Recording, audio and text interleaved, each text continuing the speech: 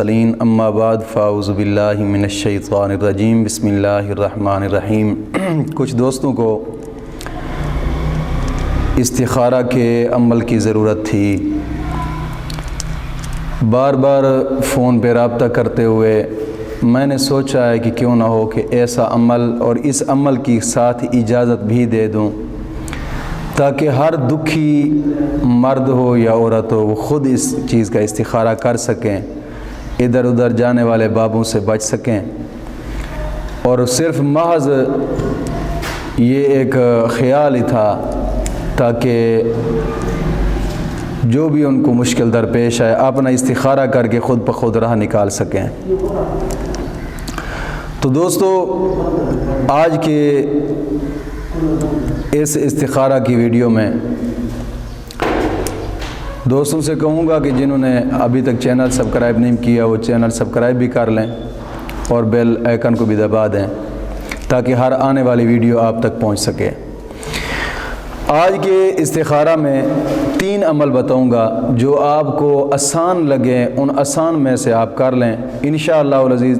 اجازت میری طرف سے تینوں کی ہے، جو آپ کو آسان لگے وہی عمل کریں۔ سب سے پہلا جو استخارہ کے عمل ہے وہ یہ ہے کہ پہلا عمل یہ کرنا ہے، یا رحیم ہو لفظ لکھ کر اپنے تکیہ کے نیچے رکھیں اور پھر یہ دعا پڑھنی ہے 11 مرتبہ۔ وہ دعا کون سی ہے؟ اللہم ارنی ببرکت ھذہ الاسم فی المنام ما ارید۔ اور یہ کر کے اس تکیہ کے اوپر جس کے نیچے یا رحیم و لفظ رکھا ہے اس تکیہ کے اوپر سر رکھ کر سو جائیں،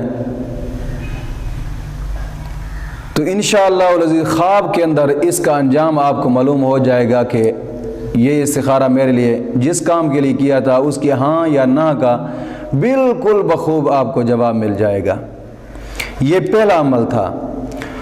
اور دوسرا جو استخارہ کا عمل ہے، اس دوسرے استخارے کے عمل کے لیے کچھ شرائط ہیں۔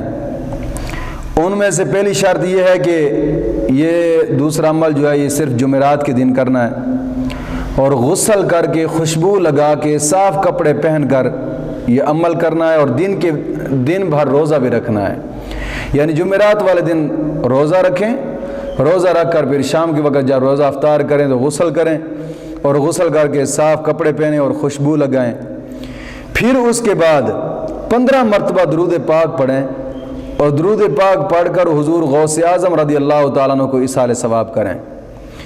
اس کے بعد 1100 مرتبہ یہ پڑھنا ہے، اخبرنی بحالی اخبرنی بحالی اخبرنی بحالی۔ یہ پڑھتے پڑھتے سو جائیں۔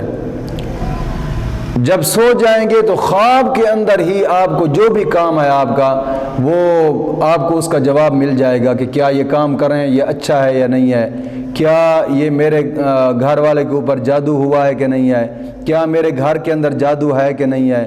جو بھی معاملات ہیں سارے کے سارے معاملات اس میں حل ہو جائیں گے انشاءاللہ العزیز۔ اور تیسرا عمل جو ہے استخارے کا میں نے کہا تھا کہ 3 بتاؤں گا اور تینوں کی ہی آپ لوگوں کو اجازت دے رہا ہوں کہ جو ان تینوں میں سے اچھے لگیں وہی آپ عمل کر لیں۔ تیسرا عمل جو ہے، اس تیسرے عمل کے لیے نماز عشاء کے بعد 2 رکعت نماز پڑھیں،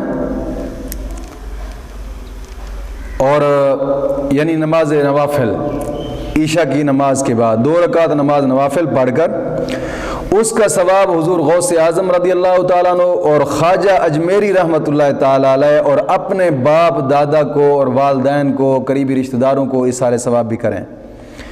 اس کے بعد